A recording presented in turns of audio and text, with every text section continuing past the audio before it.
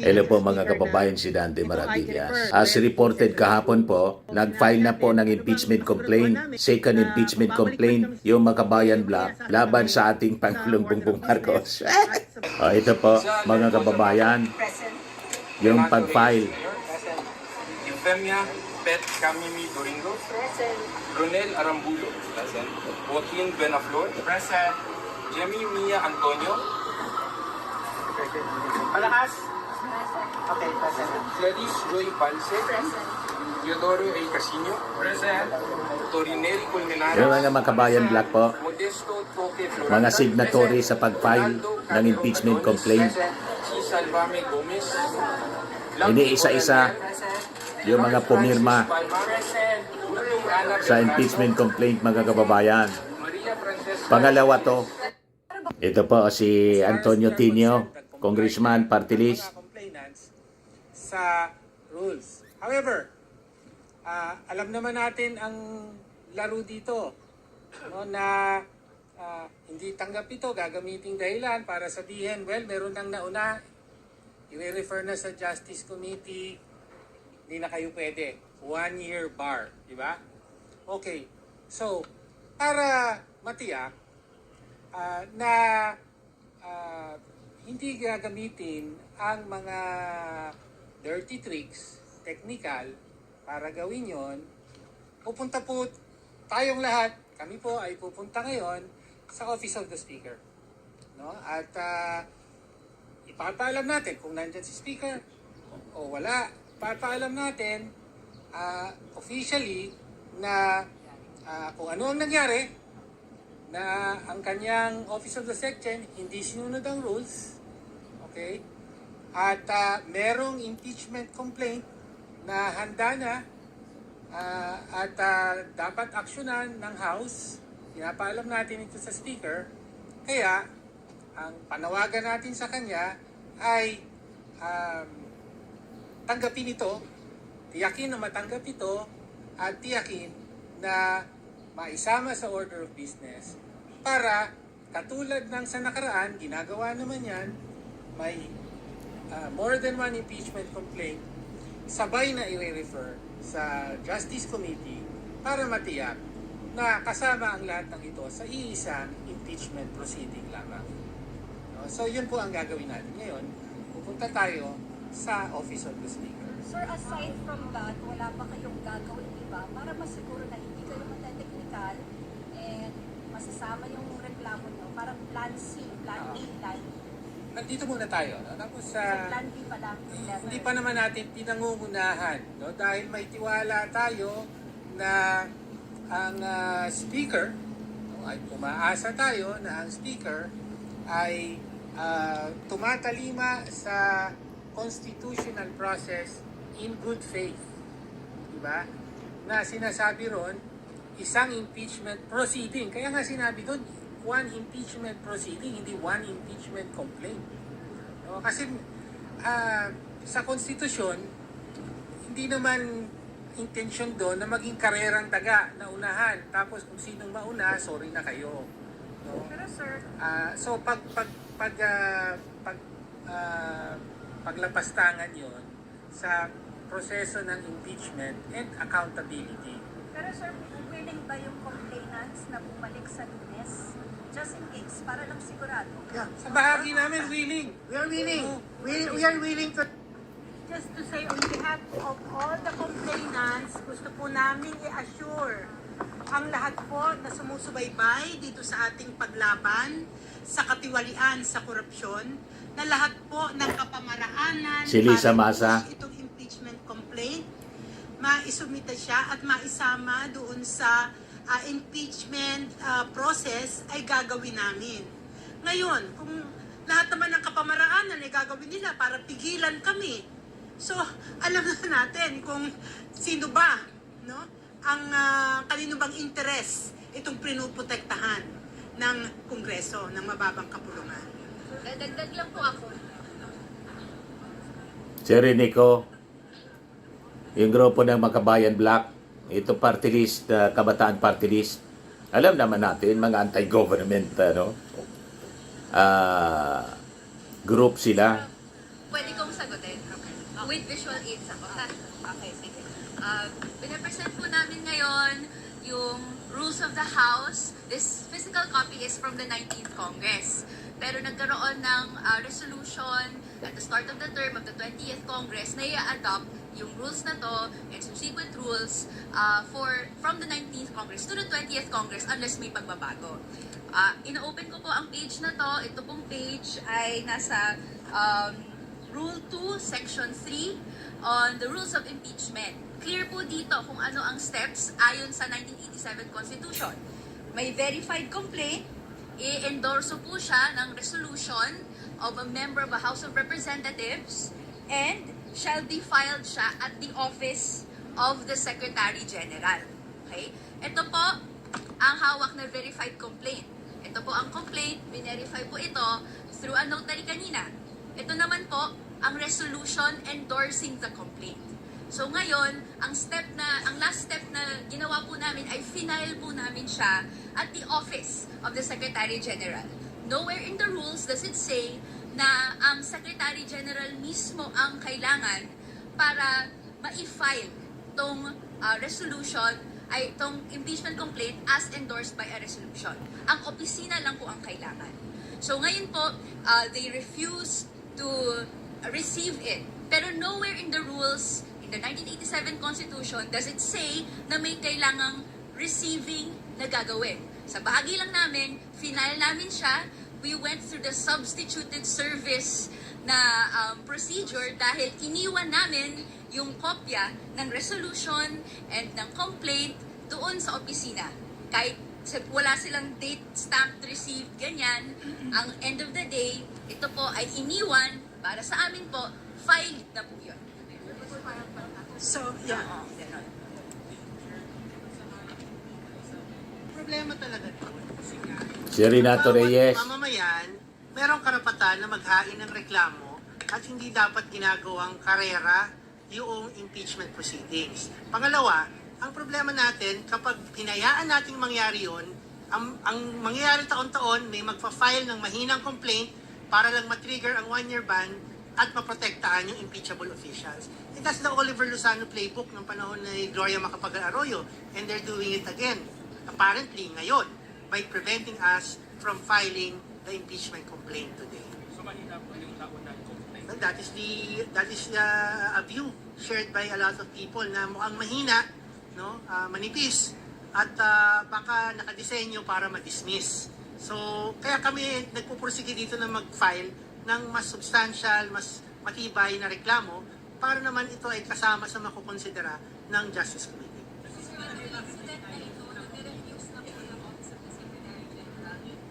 Objectively, Isang senyales yun. We have na dito si Secretary General. Well, the other day, di ba, meron pa siyang mga statements sa media di ba? So, but then again, kaya nang sinabi ko kanina, gagawin namin lahat ng kapamaraanan. Ngayon, kung talagang marami pa silang gagawin, no, para i-block ito, ay talagang mabubulgar. Kung ano talaga ang intensyon nila. Ang intensyon nila ay ipag-proceed lang doon sa weak impeachment complaint laban kay BBM. Kasi ang tingin namin, yung sa amin, malakas. Referring to yung naunang impeachment complaint ng isang abogado, weak, ang sabi nila, mahina. At ang duda nila, ang nasa likod mismo, si Lisa Marcos. Sabi din ng kampo ng mga Duterte, sabi din ni Amy Marcos, drama series daw. So ito yung second impeachment, mga kababayan, na pinailaban sa ating Pangulo mula sa Makabayan Bloc. So ito po, sabi dito sa balita, anti-corruption advocates from various sectoral groups on Thursday filed an impeachment complaint against President Ferdinand Bongbong Marcos for alleged betrayal of public trust. Yung mga complainants mula sa progressive groups representing workers, professionals, teachers, students, farmers, at saka urban poor. They cited 3 articles of impeachments which include allegations of large-scale plunder carried out through presidential and congressional allocations in the national budget as well as the continued use and alleged abuse of unprogrammed appropriations even for anomalous infrastructure projects. The complaint also argued that Marcos should be impeached for allegedly allowing a system of kickbacks in commitments in infrastructure projects that purportedly benefited him and high-ranking government officials. Malabo din, mga kababayan, tulad ng unang impeachment complaint na ang unang artikulo, kidnapping kay Digong. Ito naman po, yung sa flood control anomalies in budget insertions. Mismong yung ating Pangulo, siya yung nag-expose ng budget insertions sa 2025 budget. Kaya nagalit yung ating Pangulo. Yun ang nag-trigger kung bakit sa zona niya, ang sabi niya, mga kababayan, maya naman kayo. Kasi doon mga kababayan sa mga budget insertions, nasangkot yung mga congressmen and senator and DPWH officials sa execution ng flood control projects. Yun ang sinabi ng ating Pangulo. Maya naman niya kayo. Then, binuo niya mismo yung ICI para maimbestigahan yung mga sangkot. And this time, marami na po ang nakakulong. Yan o, mga naaresto mga kababayan. Bong Revilla, dating senador, 6 officials, DPWH Mimaropa, 8 officials, DPWH Davao Occidental, 4 officials, DPWH Bulacan 1st District Engineering Office, yung mga diskaya, si Romano Rimando, mga contractors, mga BCG boys, si Henry Alcantara, Bryce Hernandez, JP Mendoza. Napakarami na po. Tapos may 3 non-bailable case kay Joel Villanueva. Yan o. Joel Villanueva sinampal ng 3 non-bailable na kasong malversation sa DOJ. Si Saldico wanted. May feelers na gusto makiusap sa ating gobyerno. You see? So ang ibig sabihin, hindi po kinukonsinte ng ating Pangulong Bongbong Marcos. Siya mismo yung nanguna. Pagkatapos gusto ninyong ma-impeach. Para ano? Pag na-impeach si PBBM, gusto ninyong maupo si Sara. You see, yan ang problema dito sa Makabayan Black. Hindi nag-iisip. Pag natanggal yung ating Pangulo, sa bagay, malabo man po na matanggal yung ating Pangulo. Kung mahina yung unang impeachment case na final, at in-endorse na isang party list representative din na may nasabit din sa flood control, mahina din ito, mga kababayan na second impeachment case. Ayan mga kababayan. But anyway, anda naman sa mga ganyan, sabi mismo, mga kababayan ni Jose Castro kahapon. Anda sa mga ganyan yung ating Pangulong Bongbong Marcos. At dadaan siya sa due process. Anda siyang dumaan sa due process. Di ba po? Ganyan. Walang pag-iwas yung ating Pangulong Bongbong. Ito, napag-usapan na po sa press briefing ni Jose Castro. Sponsored by the Makabayan Black. So, hintayin po na lang natin kung ano po nilalaman dyan. Hindi po tayo makakatugon sa ngayon kung wala po tayong detalye kung ano yung kanilang kinocomplain. Thank you. Salamat po. Sunod na katanungan, Ace Romero, Philippine Star. Yusek, may mga ulat na si resigned lawmaker Zaldico is seeking a dialogue sa pamamagitan ng mga intermediary na pare hinggil sa kanyang kinahaharap ngayon. Is the government open to a dialogue with in charge in relation to the flood control scam, and what parameters are we going to set in case we decide to hold talks with him? Sa ating pagkakarinig, siya po ay nais makipag-ugnayan sa ombudsman. At ang sabi naman din po, even before ng ombudsman, na ang lahat ng proteksyon na kailangan niya ay ibibigay. At kung ito po ay makakatulong para malaman natin ang katotohanan, ang gobyerno po, ang pamahalaan ay open po para malaman kung ano ang kanya sasabihin. Pero ano po yung mga limits o parameters na sa tingin ninyo dapat in place kapag natuloy man yung usapang ganun? Nasa kamay na po iyan ng ombudsman kung sila po ay magkikita. Depende na po iyan na basta po ang naislaman ng Pangulo ay lumabas ang katotohanan at kung sino man ang maaaring responsable sa mga maanumalyang flood control projects ay sila maimbestigahan at managot. Pero on the part of the administration, kasi yung ombudsman is hiwalay po sa bureaucracy natin, no? So sa part ng government, sa admin, open ba kayo sa similar na former representative ko? Wala pa po nabigyan ng suggestion na siya makikipag-usap sa Pangulo o sa administrasyon. Hintayin po muna natin kung ano yung kanyang itutugon. Salamat po. Salamat po. Tuesday New, DZBB. Nasagot nyo na yung unang tanong ko kung nasaan si Presidente. Follow up na lang po, mayroon ba kaming dapat ipag-alala sa lagay ng kalusugan ngayon ng Pangulo? Wala po. Kailangan lang din po namin masabi sa inyo kung ano po yung naranasan ng Pangulo kagabi dahil kahit no madaling araw po ay nagtatrabaho po ang Pangulo. Malamang po ang naranasan niya ay sobrang pagod sa pagtatrabaho. Pero dahil sinabi naman po ng doktor na naayos siya at maganda naman ang kanyang kalusugan, siya po ay nasa Malacanang at muli magtatrabaho maya-maya lamang po. Clarification lang po. Pahinga lang Na-hospital muna. po ba si Presidente kagabi o dyan lang siya sa bahay nila pinuntahan ng doktor? Yan po ay hindi po nabigay sa atin ang pinakadetalye. Okay.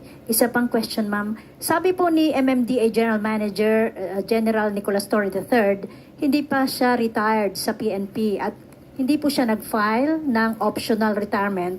Taliwas po sa sinasabi ngayon ng NAPOLCOM. Paano po natin maire-reconcile yun ng executive, considering na yung executive po ang nagtatalaga ng mga opisyal natin sa gobyerno? Wala po bang magiging conflict doon? Opo. Nakausap po mismo natin si General Torre at malamang po ay nagkaroon lang ng konting misunderstanding pero muli the President appointed General Torre as the General Manager of MMDA. He took his office. He is now actively performing his job as the General Manager of MMDA. And for his optional retirement, he will receive full benefits and emoluments as a 4-star general. O ito yung tanong tungkol sa health ng ating Pangulo. Umaga po, Yusek. Ma'am, before I proceed to my original question, just to follow up on the President's health, may we know what particular discomfort did the President experience last night? Hindi po sa atin na nabanggit kung ano ang particular na discomfort na kanyang naranasan. But ang maimportante po rito at dapat natin maipaalam sa ating mga kababayan na siya po ngayon ay muling nagtatrabaho at nasa Malacanang. Siya po ay nasa maayos na kalagayan at mamayang hapon po ay magkakaroon pa po siya ng 2 pribadong meeting. Okay, so does it mean that makikita rin siya ng public in the next few days or should we expect the President to take it easy and stay in Malacanang for a while? Sa ngayon po ay may pribado mga meetings po, so makikipag-ugnayan na po siya sa ibang mga opisyal. At tingnan po natin kung bukas po dahil meron po siyang event, kung maa-advise siya ng doktor na okay naman po siya, malamang po ay makikita rin agad natin ang Pangulo. O ito yung official statement mga kababayan. We have an official statement. The President spent the night under medical observation as a precautionary measure after experiencing discomfort. His doctors advise rest and monitoring, and his condition remains stable.